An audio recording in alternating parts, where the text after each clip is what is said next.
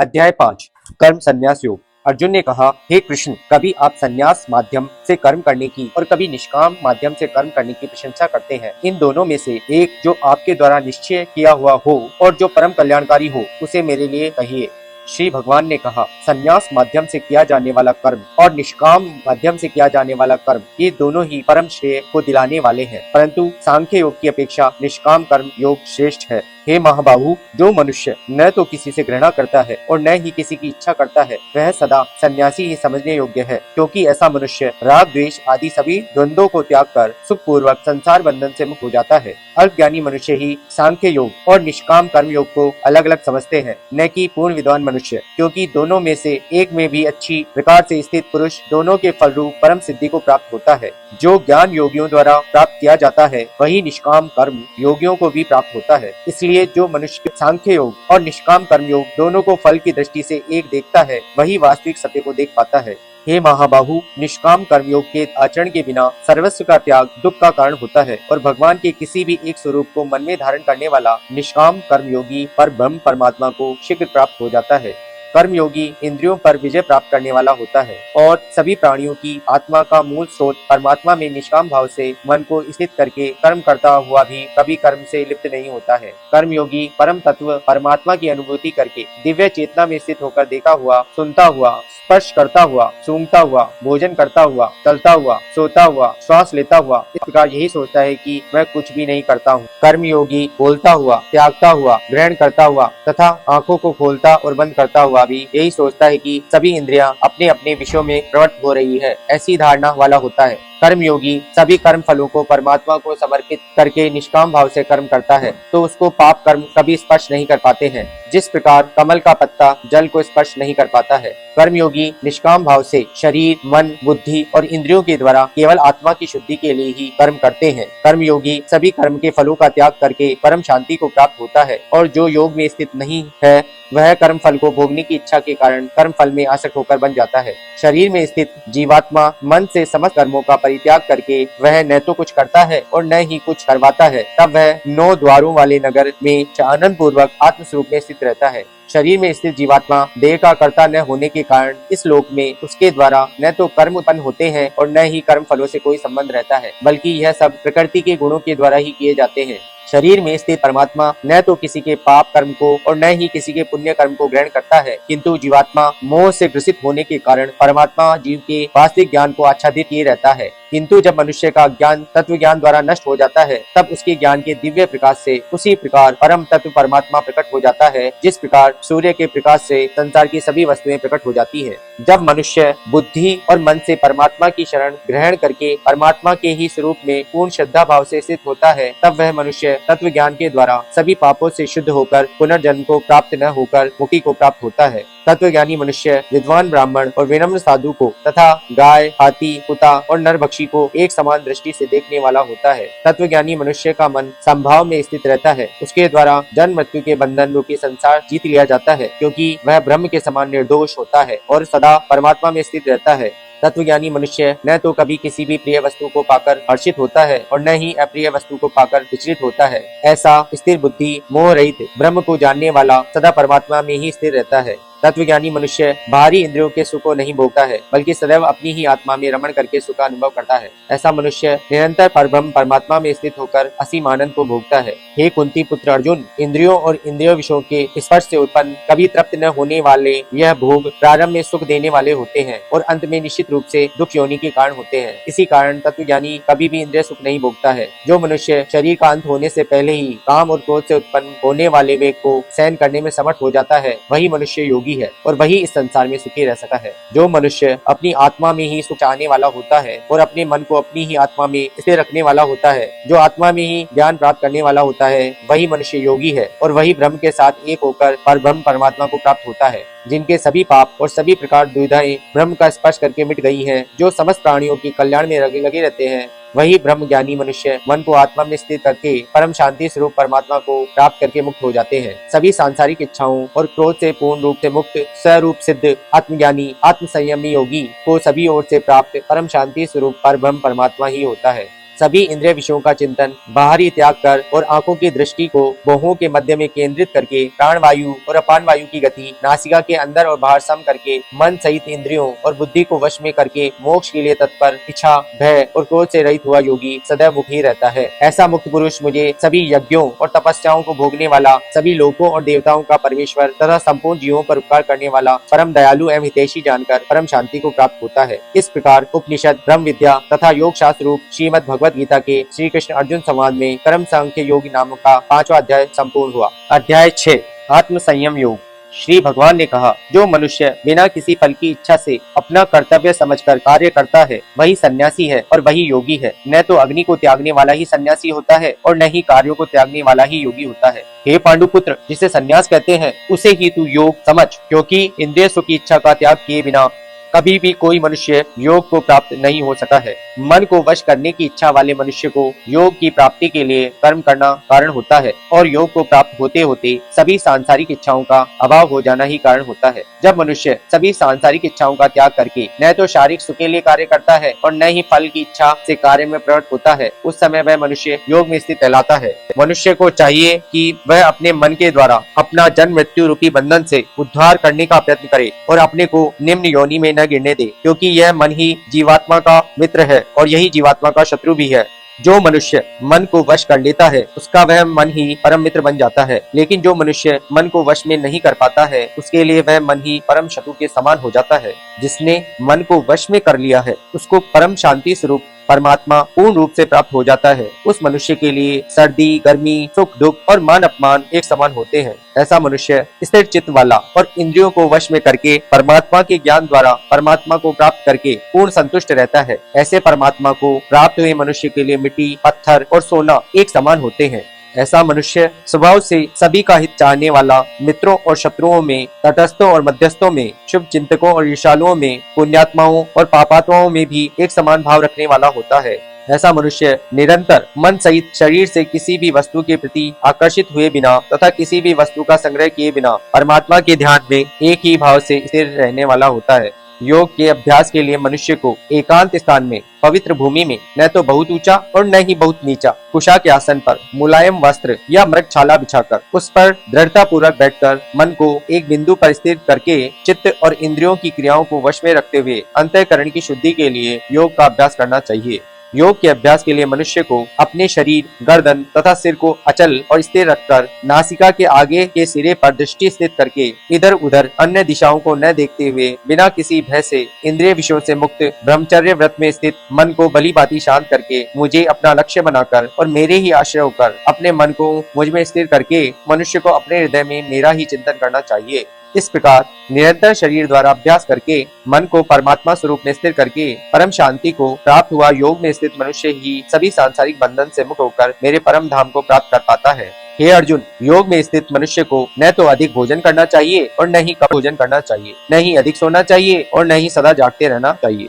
नियमित भोजन करने वाला, नियमित चलने वाला, नियमित जीवन निर्वाह के लिए कार्य करने वाला और नियमित सोने वाला योग में स्थित मनुष्य सभी सांसारिक कष्टों से मुक्त हो जाता है। योग में स्थित मनुष्य का योग के अभ्यास द्वारा विशेष रूप से मन जब आत्मा में स्थित परमात्मा में ही लीन हो जाता है तब वह सभी प्रकार की सांसारिक इच्छाओं से मुक्त हो जाता है। उस समय वह पूर्ण रूप से योग में स्थित कहा जाता है। उदाहरण के लिए जिस प्रकार बिना हवा वाले स्थान में दीपक की लौ बिना इधर उधर हुए स्थिर रहती है, उसी प्रकार योग में स्थित मनुष्य का मन निरंतर आत्मा में स्थित परमात्मा में स्थिर हो जाता है। योग के अभ्यास द्वारा जिस अवस्था में सभी प्रकार की मानसिक गतिविधियां रुक जाती है, उस अवस्था में मनुष्य अपनी ही आत्मा में परमात्मा को साक्षात्कार करके अपनी ही आत्मा में पूर्ण संतुष्ट रहता है। तब वह अपनी शुद्ध चेतना द्वारा प्राप्त करने योग्य परम आनंद को शरीर से अलग जानता है और उस अवस्था में परम तत्व परमात्मा में स्थित वह योगी कभी विचलित नहीं होता है। परमात्मा को प्राप्त करके वह योग में स्थित मनुष्य परम आनंद को प्राप्त होकर इससे अधिक अन्य कोई सुख नहीं मानता हुआ भारी से भारी दुख से भी चलायमान नहीं होता है। मनुष्य को चाहिए कि दृढ़ विश्वास के साथ योग का अभ्यास करते हुए सभी सांसारिक संसर्ग से उत्पन्न दुखों से बिना विचलित हुए ही योग समाधि में स्थित रहकर कार्य करे। मनुष्य को चाहिए मन से उत्पन्न होने वाली सभी सांसारिक इच्छाओं को पूर्ण रूप से त्याग कर और मन द्वारा इंद्रियों के समूह को सभी ओर से वश में करे। मनुष्य को चाहिए क्रमशः चलकर बुद्धि द्वारा विश्वास पूर्वक अभ्यास करता हुआ मन को आत्मा में स्थित करके परमात्मा के चिंतन के अलावा अन्य किसी वस्तु का चिंतन न करे। मनुष्य को चाहिए स्वभाव से स्थिर न रहने वाला और सदा चंचल रहने वाला यह मन जहाँ जहाँ भी प्रकृति में जाए वहाँ से खींचकर अपनी आत्मा में ही स्थिर करे। योग में स्थित मनुष्य का मन जब परमात्मा में एक ही भाव में स्थिर रहता है और जिसकी रजगुण से उत्पन्न होने वाली कामनाएं भली प्रकार से शांत हो चुकी है, ऐसा योगी सभी पाप कर्मों से मुक्त होकर परम आनंद को प्राप्त करता है। इस प्रकार योग में स्थित मनुष्य निरंतर योग अभ्यास द्वारा सभी प्रकार के पापों से मुक्त होकर सुखपूर्वक परब्रह्म से एक ही भाव में स्थिर रहकर दिव्य प्रेम स्वरूप परम आनंद को प्राप्त करता है। योग में स्थित मनुष्य सभी प्राणियों में से एक ही आत्मा का प्रसार देखता है और सभी प्राणियों को उस एक ही परमात्मा में स्थित देखता है। ऐसा योगी सभी को एक समान भाव से देखने वाला होता है। जो मनुष्य सभी प्राणियों में मुझ परमात्मा को ही देखा है और सभी प्राणियों को मुझ परमात्मा में ही देखा है, उसके लिए मैं कभी भी अदृश्य नहीं होता हूँ और वह मेरे लिए कभी भी अदृश्य नहीं होता है। योग में स्थित जो मनुष्य सभी प्राणियों के हृदय में मुझको स्थित देखता है और भक्ति भाव में स्थित होकर मेरा ही स्मरण करता है, वह योगी सभी प्रकार से सदैव मुझ में ही स्थित रहता है। हे अर्जुन, योग में स्थित जो मनुष्य अपने ही समान सभी प्राणियों को देखता है, सभी प्राणियों के सुख और दुख को भी एक समान रूप से देखता है, उसी को परम पूर्ण योगी समझना चाहिए। अर्जुन ने कहा, हे मधुसूदन, यह योग की विधि जिसके द्वारा समत्व भाव दृष्टि मिलती है, जिसका कि आपके द्वारा वर्णन किया गया है, मन के चंचलता के कारण मैं इस स्थिति में स्वयं को अधिक समय तक स्थिर नहीं देखा हूँ। हे कृष्ण, क्योंकि यह मन निश्चय ही बड़ा चंचल है, अन्य को मत में डालने वाला है और बड़ा ही हठी तथा बलवान है, मुझे इस मन को वश में करना वायु के वश में करने के समान अत्यंत कठिन लगता है। श्री भगवान ने कहा, हे महाबाहु कुंती पुत्र, इसमें कोई संशय नहीं है कि चंचल मन को वश में करना अत्यंत कठिन है, किंतु इसे सभी सांसारिक कामनाओं को त्याग और निरंतर अभ्यास द्वारा वश में किया जा सकता है। जिस मनुष्य द्वारा मन को वश में नहीं किया गया है, ऐसे मनुष्य के लिए परमात्मा की प्राप्ति असंभव है, लेकिन मन को वश में करने वाले प्रयत्नशील मनुष्य के लिए परमात्मा की प्राप्ति सहज होती है, ऐसा मेरा विचार है। अर्जुन ने कहा, हे कृष्ण, प्रारंभ में श्रद्धा पूर्वक योग में स्थिर रहने वाला किंतु बाद में योग से विचलित मन वाला असफल योगी परम सिद्धि को न प्राप्त करके इस लक्ष्य को प्राप्त करता है। हे महाबाहु कृष्ण, परमात्मा की प्राप्ति के मार्ग से विचलित हुआ जो कि न तो सांसारिक भोग को ही भोग पाया है और न ही आपको प्राप्त कर सका, ऐसा मोह से ग्रसित मनुष्य क्या छिन्न भिन्न बादल की तरह दोनों ओर से नष्ट नहीं हो जाता? हे श्री कृष्ण, मैं आपसे प्रार्थना करता हूँ कि मेरे इस संशय को संपूर्ण रूप से केवल आप ही दूर कर सकते हैं, क्योंकि आपके अतिरिक्त अन्य कोई इस संशय को दूर करने वाला मिलना संभव नहीं है। श्री भगवान ने कहा, हे प्रथापुत्र, उस असफल योगी का न तो इस जन्म में और न ही अगले जन्म में ही विनाश होता है, क्योंकि हे प्रिय मित्र, परम कल्याणकारी नियत कर्म करने वाला कभी भी दुर्गति को प्राप्त नहीं होता है। योग में असफल हुआ मनुष्य स्वर्ग आदि उत्तम लोकों को प्राप्त होकर उसमें अनेक वर्षों तक जिन इच्छाओं के कारण योग भ्रष्ट हुआ था, उन इच्छाओं को भोग करके फिर संपन्न सदाचारी मनुष्य के परिवार में जन्म लेता है, अथवा उत्तम लोकों में न जाकर स्थिर बुद्धि वाले विद्वान योगियों के परिवार में जन्म लेता है। किंतु इस संसार में इस प्रकार का जन्म निसंदेह अत्यंत दुर्लभ है।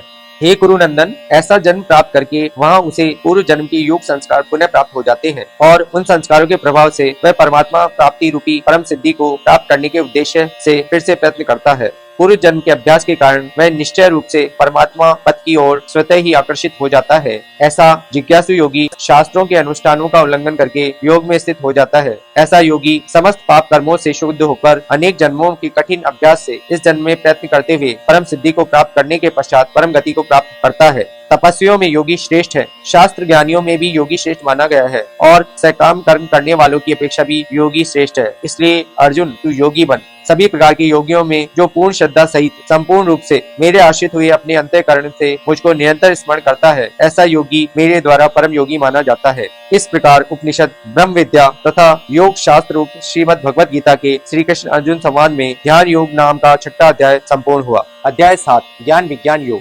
श्री भगवान ने कहा, हे प्रथापुत्र, अब उसको सुन, जिससे तू योग का अभ्यास करते हुए मुझ में अनन्य भाव से मन को स्थित करके और मेरी शरण होकर संपूर्णता से मुझको बिना किसी संशय के जान सकेगा। अब मैं तेरे लिए उस परम ज्ञान को अनुभव सहित कहूंगा, जिसको पूर्ण रूप से जानने के बाद भविष्य में इस संसार में तेरे लिए अन्य कुछ भी जानने योग्य शेष नहीं रहेगा। हजारों मनुष्य में से कोई एक मेरी प्राप्ति रूपी सिद्धि की इच्छा करता है, और इस प्रकार सिद्धि की प्राप्ति के लिए प्रयत्न करने वाले मनुष्यों में से भी कोई एक मुझको तत्व रूप से साक्षात्कार सहित जान पाता है। पृथ्वी, जल, अग्नि, वायु, आकाश, मन, बुद्धि और अहंकार, ऐसे यह 8 प्रकार के भेदों वाली तो मेरी जड़ स्वरूप अपरा प्रकृति है। हे महाबाहु अर्जुन, परंतु इस जड़ स्वरूप अपरा प्रकृति के अतिरिक्त अन्य चेतन दिव्य स्वरूप परा प्रकृति को जानने का प्रयत्न कर, जिसके द्वारा जीव रूप से संसार का भोग किया जाता है। हे अर्जुन, तू मेरी इन जड़ तथा चेतन प्रकृतियों को ही सभी प्राणियों के जन्म का कारण समझ, और मैं ही इस संपूर्ण जगत की उत्पत्ति तथा प्रलय का मूल कारण हूँ। हे धनंजय, मेरे अतिरिक्त अन्य कुछ भी नहीं है। जिस प्रकार माला में मोती धागे पर आश्रित रहते हैं, उसी प्रकार यह संपूर्ण जगत मणियों के समान मुझ पर ही आश्रित है। हे कुंती पुत्र, मैं ही जल का स्वाद हूँ,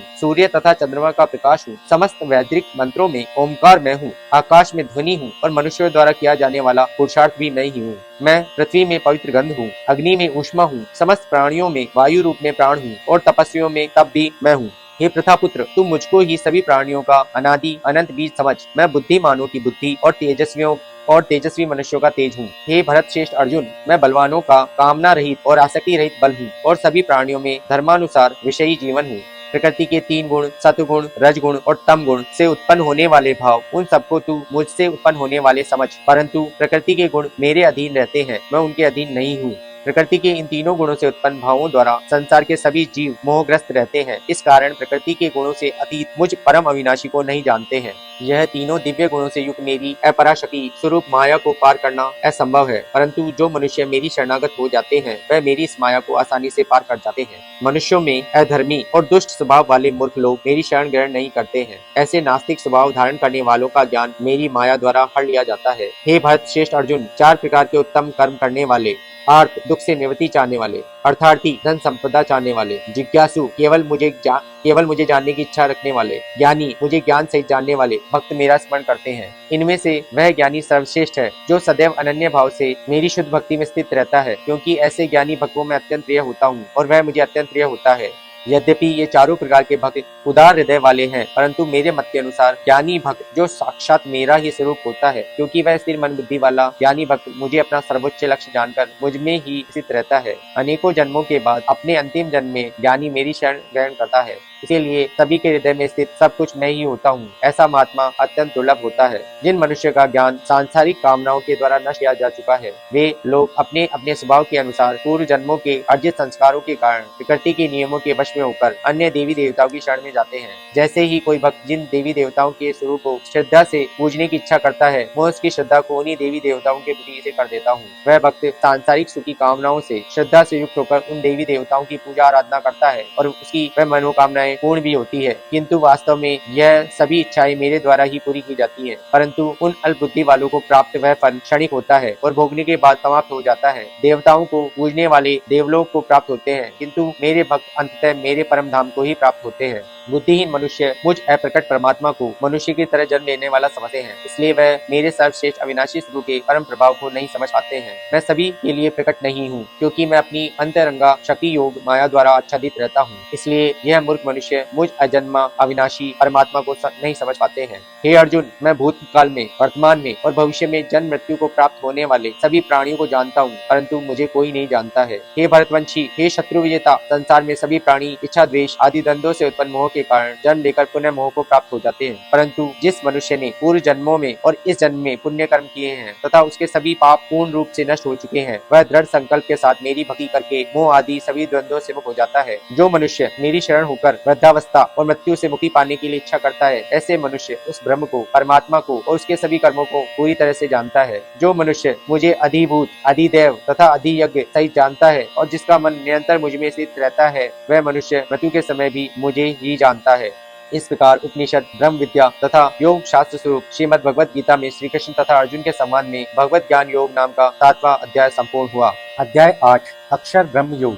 अर्जुन ने पूछा, हे पुरुषोत्तम, यह ब्रह्म क्या है? अध्यात्म क्या है? कर्म क्या है? अधिभूत किसे कहते हैं और अधिदेव कौन कहलाते हैं? हे मधुसूदन, यहाँ अधियज्ञ कौन है और वह इस शरीर में किस प्रकार स्थित रहता है और शरीर के अंत समय में आत्म संयमी मनुष्यों द्वारा आपको किस प्रकार जाना जाता है। श्री भगवान ने कहा, जो अविनाशी है वही ब्रह्म दिव्य है और आत्मा में स्थिर भाव ही अध्यात्म कहलाता है तथा जीवों के वह भाव जो कि अच्छे या बुरे संकल्प उत्पन्न करते हैं उन भावों का मिट जाना ही कर्म कहलाता है। हे शरीरधारियों में श्रेष्ठ अर्जुन, मेरी अपरा प्रकृति जो कि निरंतर परिवर्तनशील है अधिभूत कहलाती है तथा मेरा वह विराट रूप जिसमें सूर्य चंद्रमा आदि सभी देवता स्थित है वह अधिदेव कहलाता है और मैं ही प्रत्येक शरीरधारी के हृदय में अंतर्यामी रूप स्थित अधियज्ञ हूँ। जो मनुष्य जीवन के अंत समय में मेरा ही स्मरण करता हुआ शारीरिक बंधन से मुक्त होता है वह मेरे ही भाव को अर्थात मुझको ही प्राप्त होता है, इसमें कुछ भी संदेह नहीं है। हे कुंती पुत्र, मनुष्य अंत समय में जिस जिस भाव का स्मरण करता है और शरीर त्याग करता है वह उसी भाव को ही प्राप्त होता है जिस भाव का जीवन में निरंतर स्मरण किया है। इसलिए हे अर्जुन, तू हर समय मेरा ही स्मरण कर और युद्ध भी कर। मन बुद्धि से मेरे शरणागत होकर तू निश्चित रूप से मुझको ही प्राप्त होगा।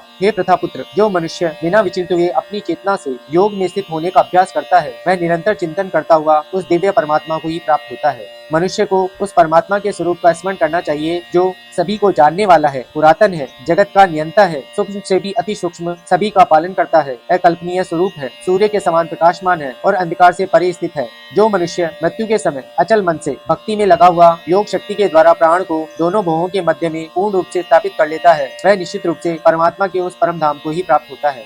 वेदों के ज्ञाता जिसे अविनाशी कहते हैं तथा बड़े बड़े मुनि सन्यासी जिसमें प्रवेश पाते हैं उस परम पद को पाने की इच्छा से जो मनुष्य ब्रह्मचर्य व्रत का पालन करते हुए उस विधि को तुझे संक्षेप में बतलाता हूँ।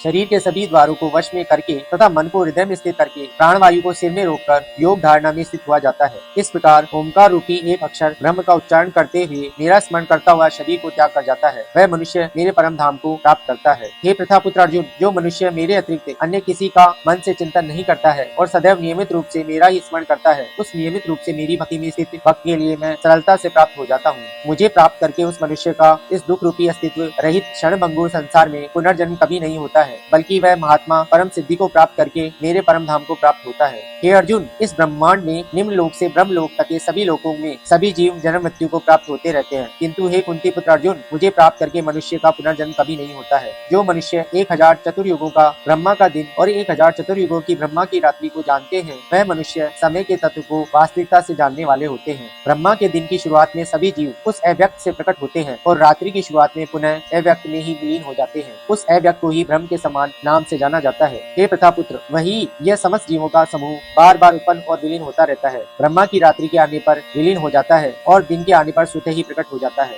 लेकिन उस अव्यक्त ब्रह्म के अतिरिक्त शाश्वत परम अव्यक्त परब्रह्म है। वह परब्रह्म सभी जीवों के नाश होने पर भी कभी नष्ट नहीं होता है। जिसे वेदों में अव्यक्त अविनाशी के नाम से कहा गया है उसी को परम गति कहा जाता है, जिसको प्राप्त करके मनुष्य कभी वापस नहीं आता है, वही मेरा परम धाम है। हे प्रथापुत्र, वह ब्रह्म जो परम श्रेष्ठ है, जिसके अनन्य भक्ति के द्वारा ही प्राप्त किया जा सकता है, जिसके अंदर सभी जीव स्थित है और जिसके कारण सारा जगत दिखाई देता है। हे भरत श्रेष्ठ, जिस समय में शरीर को त्याग कर जाने वाले योगियों का पुनर्जन्म नहीं होता है और जिस समय में शरीर त्यागने पर पुनर्जन्म होता है उस समय के बारे में बतलाता हूँ। जिस समय ज्योतिर्मय अग्नि जल रही हो, दिन का पूर्ण सूर्य प्रकाश हो, शुक्ल पक्ष का चंद्रमा बढ़ रहा हो और जब सूर्य उत्तर दिशा में रहता है, उन 6 महीनों के समय में शरीर का त्याग करने वाले ब्रह्मज्ञानी मनुष्य ब्रह्म को प्राप्त होते हैं। जिस समय अग्नि से धुआं फैल रहा हो, रात्रि का अंधकार हो, कृष्ण पक्ष का चंद्रमा घट रहा हो और जब सूर्य दक्षिण दिशा में रहता हो, उन 6 महीनों के समय में शरीर त्यागने वाला स्वर्ग लोकों को प्राप्त होकर अपने शुभ कर्मों को फल भोग कर पुनर्जन्म को प्राप्त होता है।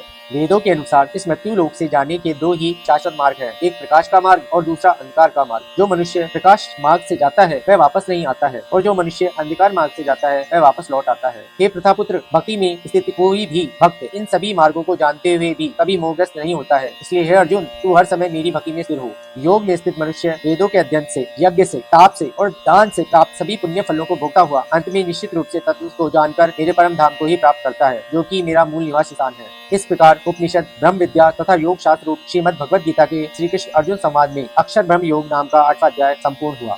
अध्याय 9, राज विद्या राजगुह्य योग। श्री भगवान ने कहा, हे अर्जुन, अब मैं तुझ ईर्ष्या न करने वाले के लिए इस परम गोपनीय ज्ञान को अनुभव सहित कहता हूँ, जिसको जानकर तू इस दुख रूपी संसार से मुक्त हो सकेगा। यह ज्ञान सभी विद्याओं का राजा, सभी गोपनीयों से भी अति गोपनीय, परम पवित्र, परम श्रेष्ठ है। यह ज्ञान धर्म के अनुसार सुपूर्वक कर्तव्य कर्म के द्वारा अविनाशी परमात्मा का प्रत्यक्ष अनुभव कराने वाला है। हे परंतप, इस धर्म के प्रति श्रद्धा न रखने वाले मनुष्य मुझे न प्राप्त होकर जन्म मृत्यु रूपी मार्ग से इस संसार में आते जाते रहते हैं। मेरे कारण ही यह सारा संसार दिखाई देता है और मैं ही इस संपूर्ण जगत में अदृश्य प्रकृति में सभी जगह स्थित हूँ। सभी प्राणी मुझ में ही स्थित है, परंतु मैं उनमें स्थित नहीं हूँ। हे अर्जुन, यह मेरी ऐश्वर्यपूर्ण योग शक्ति को देख। यह संपूर्ण सृष्टि मुझ में कभी स्थित नहीं रहती है, फिर भी मैं सभी प्राणियों का पालन पोषण करने वाला हूँ और सभी प्राणियों में शक्ति रूप में स्थित हूँ। परंतु मेरी आत्मा सभी प्राणी में स्थित नहीं रहती है, क्योंकि मैं ही सृष्टि का मूल कारण हूँ। जिस प्रकार सभी जगह बहने वाली महान वायु सदैव आकाश में स्थित रहती है, उसी प्रकार सभी प्राणी मुझ में स्थित रहते हैं। हे कुंती पुत्र, कल्प के अंत में सभी प्राणी मेरी प्रकृति में प्रवेश करके विलीन हो जाते हैं और अगले कल्प के आरंभ में उनको अपनी इच्छा शक्ति से फिर उत्पन्न करता हूँ। 84 लाख योनियों में सभी प्राणी अपनी इच्छा शक्ति के कारण बार बार मेरी इच्छा शक्ति से विलीन और उत्पन्न होते रहते हैं। ये सभी पूर्ण रूप से स्वतः ही मेरी इच्छा शक्ति के अधीन होते हैं। हे धनंजय, ये सभी कर्म मुझे बांध नहीं पाते हैं, क्योंकि मैं उन सभी कार्यों में बिना किसी फल की इच्छा से उदासीन भाव में स्थित रहता हूँ। हे कुंती पुत्र, मेरी अध्यक्षता में मेरी भौतिक प्रकृति सभी चर तथा अचर जीव उत्पन्न और विनिष्ट रहती है। इसी कारण से यह संसार परिवर्तनशील है। मूर्ख मनुष्य मुझे अपने ही समान निकृष्ट शरीर आधार वाला समझते हैं, इसलिए वह सभी जीवात्माओं का परम ईश्वर वाले मेरे स्वभाव को नहीं समझ पाते हैं। ऐसे मनुष्य कभी न पूर्ण होने वाली आशा में, कभी न पूर्ण होने वाले कर्मों में और कभी न प्राप्त होने वाले ज्ञान में विशेष रूप से मोहग्रस्त होते हुए मेरी मोहने वाली भौतिक प्रकृति की ओर आकृष्ट होकर निश्चित रूप से राक्षसी वृत्ति और आसुरी स्वभाव धारण किए रहते हैं। हे प्रथापुत्र, मोह से मुक्त हुए महापुरुष दैवीय स्वभाव को धारण करके मेरी शरण ग्रहण करते हैं और मुझको सभी जीवात्माओं का उद्गम जानकर अनन्य भाव से मुझ अविनाशी का स्मरण करते हैं। ऐसे महापुरुष दृढ़ संकल्प से प्रयत्न करके निरंतर मेरे नाम और महिमा का गुणगान करते हैं और सदैव मेरी भक्ति में स्थिर होकर मुझे बार बार प्रणाम करते हुए मेरी पूजा करते हैं। कुछ मनुष्य ज्ञान के अनुशीलन द्वारा यज्ञ करके, कुछ मनुष्य मुझे एक ही तत्व जानकर, कुछ मनुष्य अलग अलग तत्व जानकर अनेक विधियों से निश्चित रूप से मेरे विश्व स्वरूप की ही पूजा करते हैं। हे अर्जुन, मैं ही वैदिक कर्मकांड को करने वाला हूँ, मैं ही यज्ञ हूँ, मैं ही पितरों को दिया जाने वाला तर्पण हूँ, मैं ही जड़ी बूटी रूप में औषधि हूँ, मैं ही मंत्र हूँ, मैं ही घृत हूँ, मैं ही अग्नि हूँ और मैं ही हवन में दी जाने वाली आहुति हूँ। इस संपूर्ण ब्रह्मांड का मैं पालन करने वाला पिता हूँ, मैं ही उत्पन्न करने वाली माता हूँ, मैं ही मूल स्रोत दादा हूँ, मैं ही उसे धारण करने वाला हूँ, मैं ही पवित्र करने वाला ओमकार शब्द से जानने योग्य हूँ, मैं ही ऋग्वेद, सामवेद और यजुर्वेद भी हूँ, मैं ही सभी प्राप्त होने वालों का परम लक्ष्य हूँ, मैं ही सभी का भरण पोषण करने वाला हूँ, मैं ही सभी का स्वामी हूँ, मैं ही सभी के अच्छे बुरे कर्मों को देखने वाला हूँ, मैं ही सभी का परम धाम हूँ, मैं ही सभी की शरण स्थली हूँ, मैं ही सभी से प्रेम करने वाला घनिष्ठ मित्र हूँ, मैं ही सृष्टि को उत्पन्न करने वाला हूँ, मैं ही सृष्टि का संहार करने वाला हूँ, मैं ही सभी का स्थिर आधार हूँ, मैं ही सभी को आश्रय देने वाला हूँ और मैं ही सभी का अविनाशी कारण हूँ। हे अर्जुन, मैं ही सूर्य रूप में तपकर जल को भाप रूप में रोककर बारिश रूप में उत्पन्न होता हूँ, मैं ही निश्चित रूप से अमर तत्व हूँ, मैं ही मृत तत्व हूँ, मैं ही सत्य रूप में तत्व हूँ और मैं ही असत्य रूप में पदार्थ हूँ। जो मनुष्य तीनों वेदों के अनुसार यज्ञों के द्वारा मेरी पूजा करके सभी पापों से पवित्र होकर सोमरस को पीने वाले स्वर्ग लोकों की प्राप्ति के लिए प्रार्थना करते हैं, वह मनुष्य अपने पुण्यों के फल स्वरूप इंद्रलोक में जन्म को प्राप्त होकर स्वर्ग में देवीय देवताओं वाले सुखों को भोगते हैं। वह जीवात्मा उस विशाल स्वर्ग लोक के सुखों का भोग करके पुण्य फलों के समाप्त होने पर इस मृत्यु लोक में पुनः जन्म को प्राप्त होते हैं। इस प्रकार तीनों वेदों के सिद्धांतों का पालन करके सांसारिक सुख की कामना करने वाले मनुष्य बार बार जन्म और मृत्यु को प्राप्त होते रहते हैं। जो मनुष्य एकमात्र मुझे लक्ष्य मानकर अनन्य भाव से मेरा ही स्मरण करते हुए कर्तव्य कर्म द्वारा पूजा करते हैं, जो सदैव निरंतर मेरी भक्ति में लीन रहता है, उस मनुष्य की सभी आवश्यकताएं और सुरक्षा की जिम्मेदारी मैं स्वयं निभाता हूँ। हे कुंती पुत्र, जो भी मनुष्य श्रद्धा पूर्वक भक्ति भाव से अन्य देवी देवताओं को पूजा करते हैं, वह भी निश्चित रूप से मेरी ही पूजा करते हैं, किंतु उनका वह पूजा करना अज्ञानता पूर्ण मेरी प्राप्ति की विधि से अलग त्रुटिपूर्ण होता है। मैं ही निश्चित रूप से समस्त यज्ञों को भोग करने वाला हूँ और मैं ही स्वामी हूँ, परंतु वह मनुष्य मेरे वास्तविक स्वरूप को तत्व से नहीं जानते, इसलिए वह कामनाओं के कारण पुनर्जन्म को प्राप्त होते हैं।